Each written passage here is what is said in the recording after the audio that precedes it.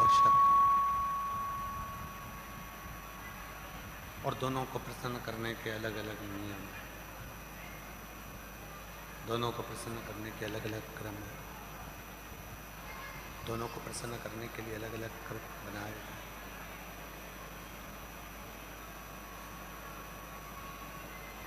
कैसे प्रसन्न किया जाए दोनों को प्रसन्न करने के लिए अलग अलग क्रम बनाए गए हैं। अलग अलग क्रम शक्ति को भी और शिव को भी प्रसन्न करने के लिए बनाए।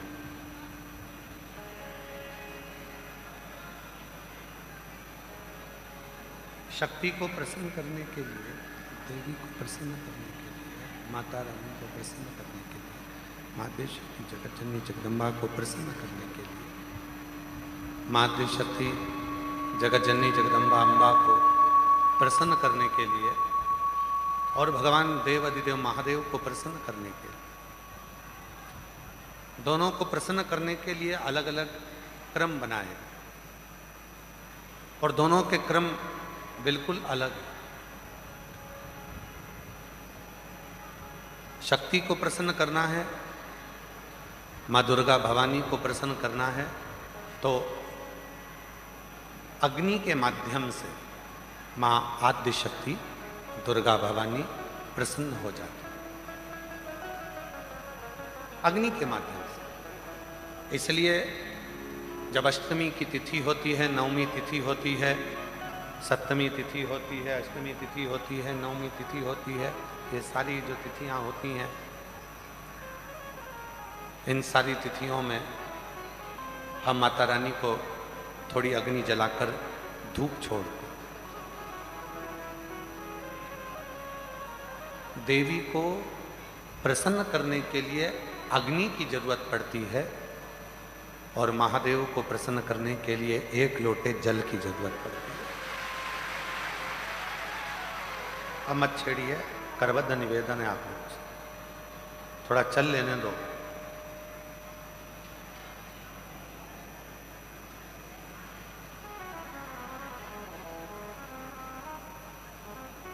देवी को प्रसन्न करना है तो अग्नि की जरूरत पड़ेगी,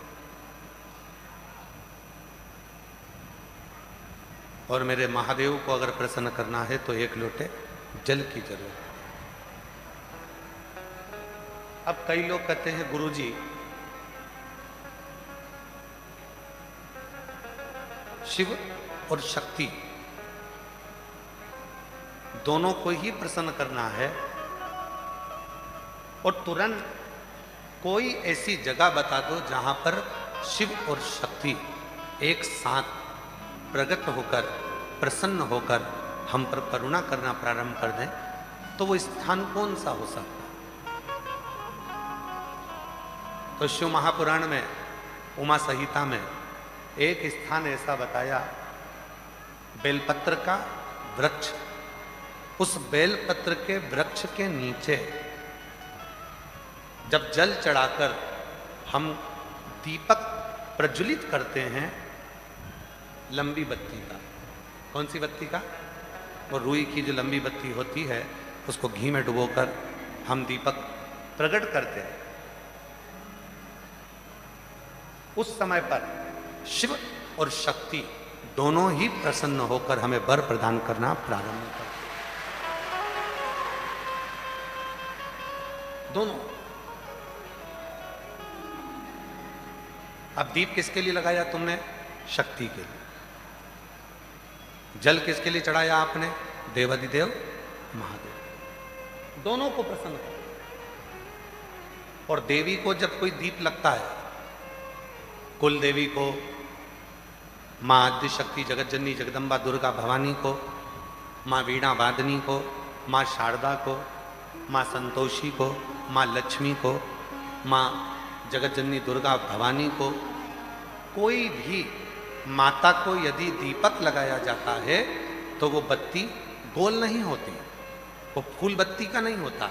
माँ आद्य शक्ति, माँ जगत जननी दुर्गा भवानी को, लक्ष्मी को, शारदा भवानी को, माँ वीणा वादनी को, माँ पार्वती को, भगवान माँ आद्य जगत जननी दुर्गा भवानी को अगर कोई दीप लगाया जाता है तो वो बत्ती हमेशा लंबी होती है। लंबी बत्ती क्यों, गोल बत्ती क्यों नहीं?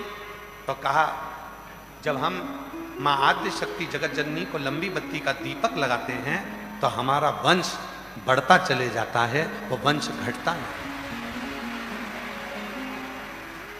वो वंश नहीं घटता, बढ़ता।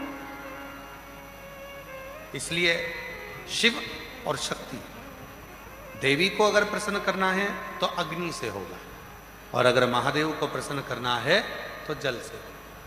तो कोई ऐसा स्थान जहां पर ये दोनों हम क्रम करें और हमारे ऊपर शिव और शक्ति की करुणा बरसे, तो कहा वो है बेलपत्री का वृक्ष।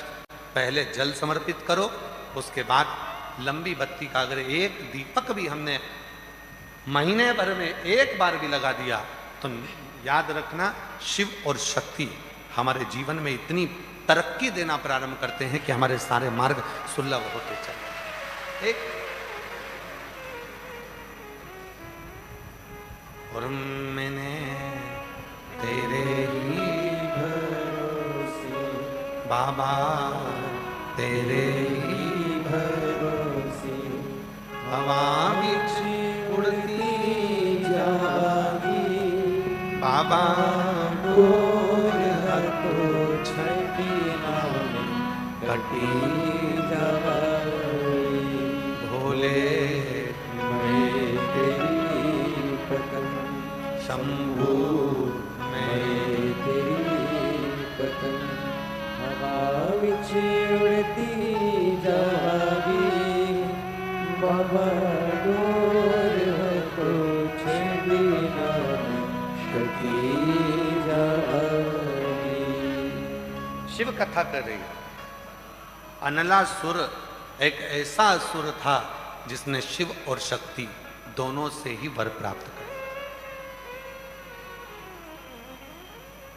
दोनों से वर मिल रहे, शिव से भी वर प्राप्त हो रहे हैं और शक्ति से भी वर प्राप्त हो रहे हैं। जब दोनों से ही वर प्राप्त हो गए, फिर अनलासुर ने विचार कर लिया कि अब तो मैं प्रबल हो गया, और उस प्रबलता में वो गलत कार्य करने लगा, श्रेष्ठ कार्य से वंचित हो गया। और शिव कथा क्या कहती है? पद मिले, प्रतिष्ठा मिले, धन मिले, वैभव मिले, सत्ता मिले, कुर्सी मिले तो प्रयास करना उसका सदुपयोग करना, दुरुपयोग नहीं, सदुपयोग कर।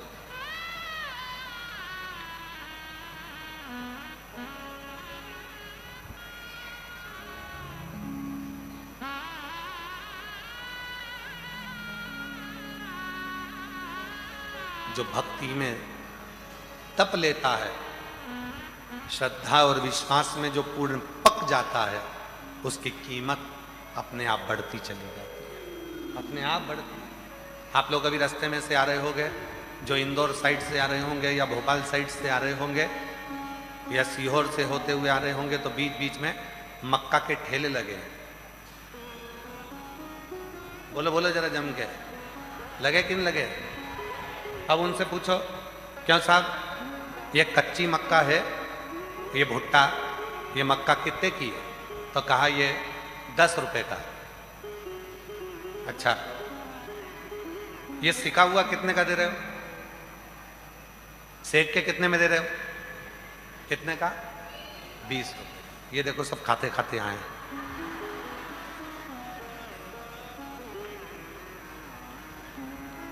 कच्चा भुट्टा, कच्ची मक्का, एक भुट्टा कितने का है?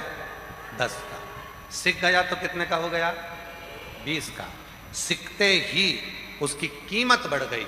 उसी तरह जो भक्ति में, श्रद्धा में, विश्वास में, समर्पण में और शिव के एक लोटे जल में, शंकर की कथा में, शिव की भक्ति में जो तप जाता है, सिक जाता है, उसकी कीमत बढ़ जाती है। कम नहीं, उसकी कीमत बढ़ जाती है।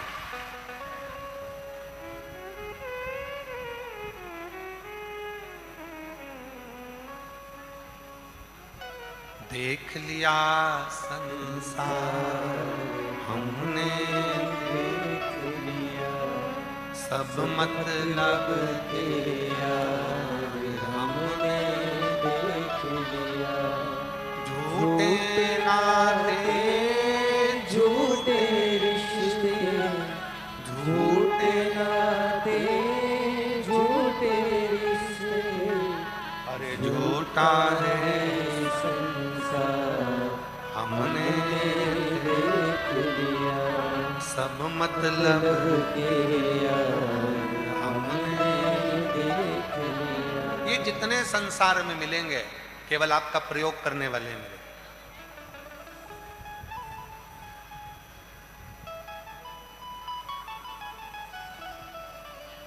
मिलने भी आएंगे तो ये विचार कर आएंगे कि कुछ ना कुछ प्राप्त होगा।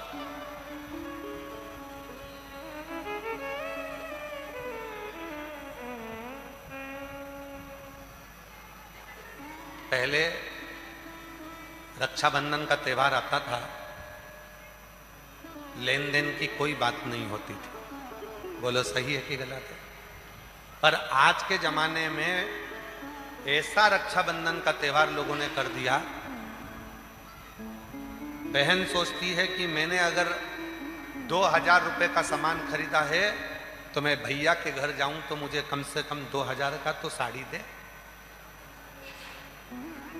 और भाई राखी बंधवाते समय ये विचार करता है कि मैं 500 का नोट अगर अपनी बहन को दे रहा हूं तो कम से कम 500 का मिठाई का डब्बा तो लाए।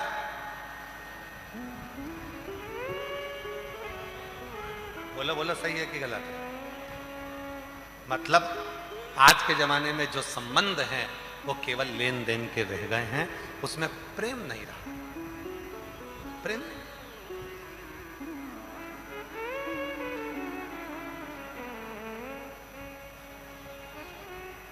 भाई काहे के लिए होता है? तुम्हारा भाई काहे के लिए होता है? संपत्ति बांटने के लिए कि विपत्ति बांटने के लिए? जम के बोलो जरा। भाई होता है तुम्हारी विपत्ति को बांटने के लिए। पर आज का जितना भी संबंध है वो केवल एक संबंध है कि कब माता पिता जाएं और हम संपत्ति बांटें। विपत्ति बांटने वाला कोई नहीं होता। संपत्ति बांटने वाले ढेर हो जाते हैं। कहीं से फोन आएगा, ये मेरा भी हक है, फिर किसी का आएगा, ये मेरा भी हक है। संपत्ति बांटने वाले ढेरों होंगे पर विपत्ति बांटने वाला कोई नहीं होगा। जब विपत्ति बांटने वाला कोई नहीं होगा तब उस जगह पर केवल एक देव अधिदेव महादेव और एक लोटा जल ही सामने खड़ा।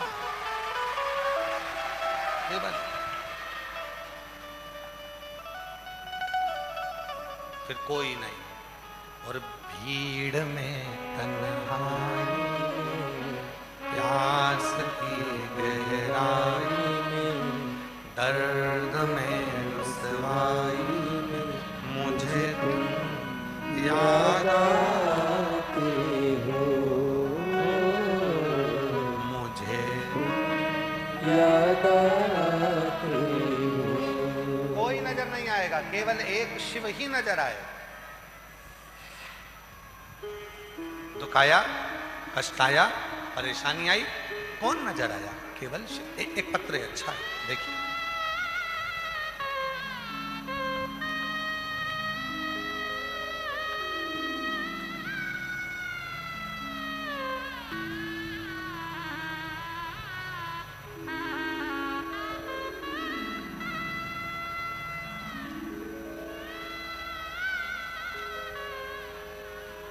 बाबा कुबेर भंडारी के चरणों को मैं प्रणाम करूं। गुरु जी, आप कैसे हो? दिख रहा है, बाबा का भजन हो रहा, साउंड वाला परेशान कर रहा, दिख रहा। मैं प्रियंका अरविंद नामदेव इंदौर से आई। कहीं बैठी हो तो हाथ हिला सकती हैं, और अगर बैठी हो तो बेलपत्री लेने के लिए आ सकती। इधर हो, आ जाओ, घूम के आ जाओ। मैं प्रियंका अरविंद नामदेव इंदौर से आई हूँ। बाबा का क्या वर्णन करूं? मेरे पास कुछ भी शब्द नहीं। बाबा कुछ भी नहीं था मेरे पास में, कुछ भी नहीं। बाबा दर बतर ठोकर खाई, तब जाकर कुबरेश्वर बाबा की भूमि पर आई।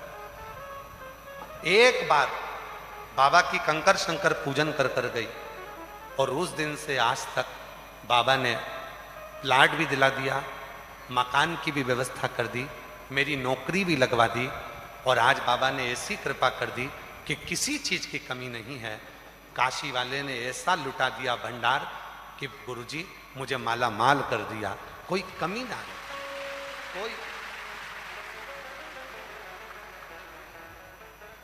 कोई कमी मुझे जिंदगी में नहीं। दर बतर ठोकर खाई, जो जो बोलता था वैसा वैसा करा।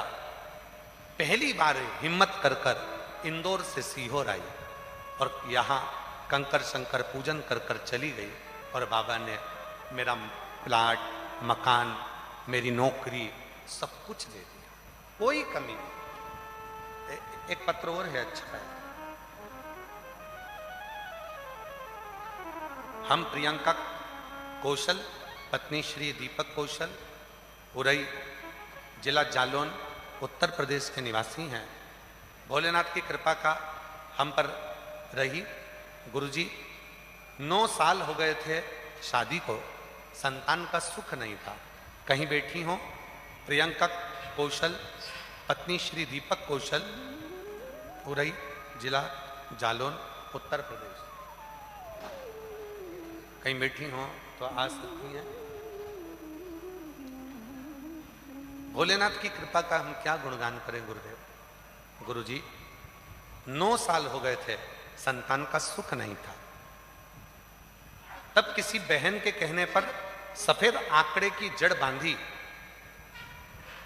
एक बार बांधी नहीं हुआ, दूसरी बार बांधी नहीं हुआ। हर 3 महीने में जब नहीं हो रहा था तो हर 3 महीने में मैं जड़ बदल लेती थी।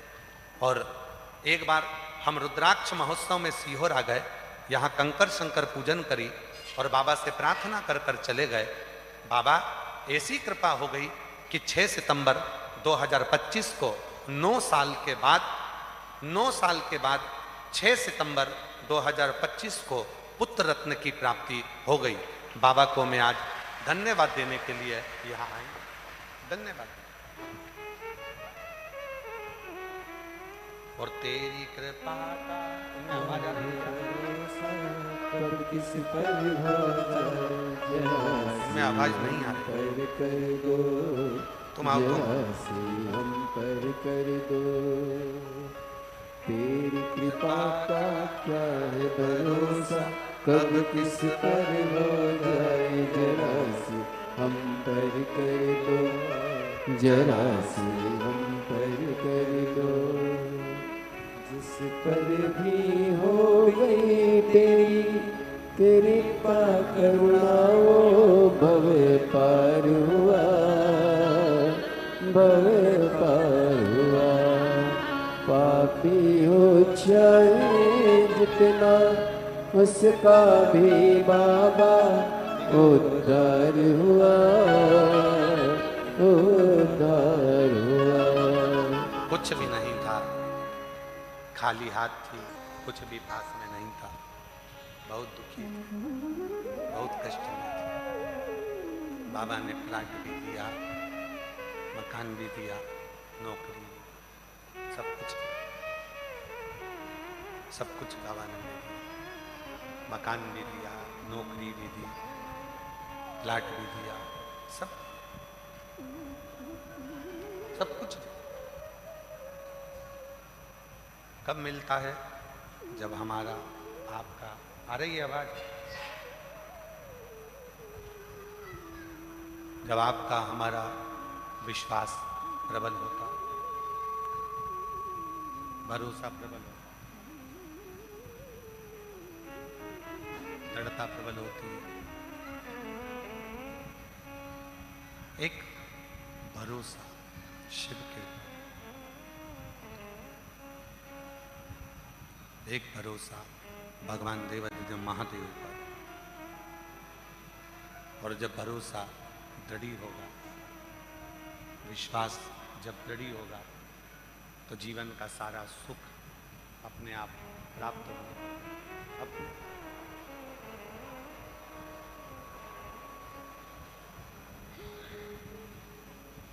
अनलासुर ने शिव जी की भी आराधना करी और शक्ति की भी आराधना करी, दोनों की आराधना।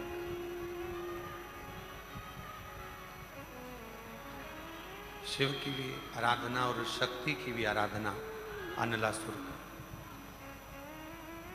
और वर मिला,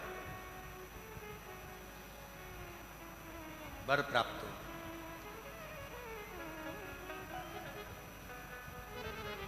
किसी से नहीं,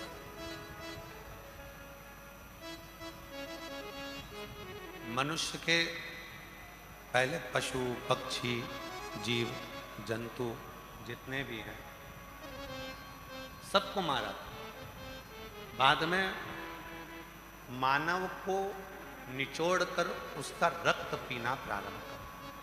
मानव पुकारे मनुष्य, और मानव ने जैसे ही पुकारना प्रारंभ करा, मनुष्य जैसे ही पुकारना प्रारंभ करा, तब देवाधिदेव महादेव भगवान शंकर ने कृपा करी, स्वयं नहीं गए। क्योंकि अनलासुर ने मांगा था, ना मैं ब्रह्मा जी से मरूं, ना मैं विष्णु से मरूं, ना मैं महादेव से मरूं, किसी से नहीं मरूं। तब भगवान शंकर ने आज्ञा कर दी कि गणेश तुम जाओ, और अनलासुर को मारना नहीं है, अनलासुर को निगल जाना। गणेश जी महाराज गए, और गणेश जी महाराज ने जाकर अनलासुर को उठाकर निगल गए। जब निगल गए तो पेट में अगन होने लगी, पेट में अगन होने लगी, और पेट में ऐसी अगन हुई, ऐसी अगन हुई, भगवान शिव ने देखा भगवान श्री गणेश जी महाराज को, भगवान शंकर।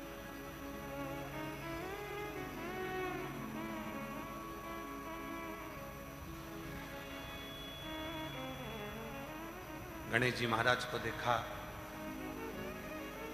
उदर में अगन हो रही थी, अगन। एक दुर्वा भगवान श्री शंकर भगवान ने उठाया, एक, और एक दुर्वा उठाकर भगवान शिव ने भगवान श्री गणेश जी महाराज को दे दी। गणेश जी महाराज ने भगवान शिव जी से पूछा, आपने मुझे दिया क्या, जिसको मैंने पाया, और मेरे भीतर की जो तपन है, मेरे भीतर की जो अगन है, वो समाप्त हो गई। शिव जी ने एक दुर्वा उठाकर भगवान श्री गणेश जी महाराज को दिखाया और कहा, सुनो गणेश,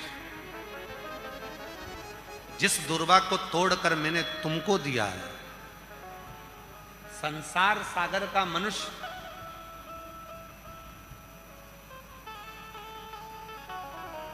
सोमवार की अष्टमी पड़ने पर 2 स्थानों पर अगर दुर्वा दे देता है, एक श्री गणेश को और एक देव अधिदेव महादेव को,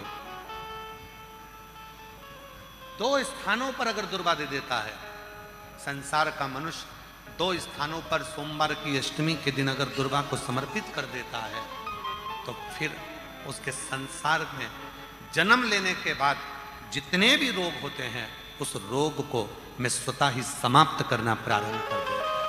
स्वतः देखो, ये प्रभु कृपा के बिना कुछ नहीं मिलता।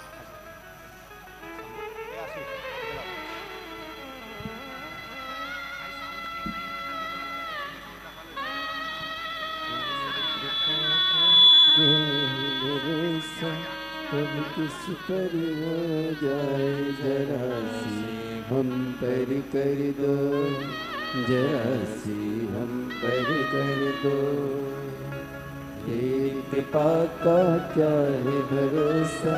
कब 9 वर्ष के बाद हुआ है, एक बार जोरदार ताली बजाएं।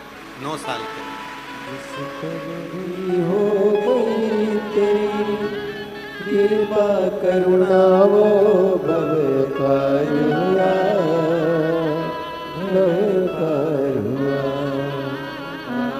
हो छाए उसका भी बाबा उद्धार हुआ, उद्धार हुआ।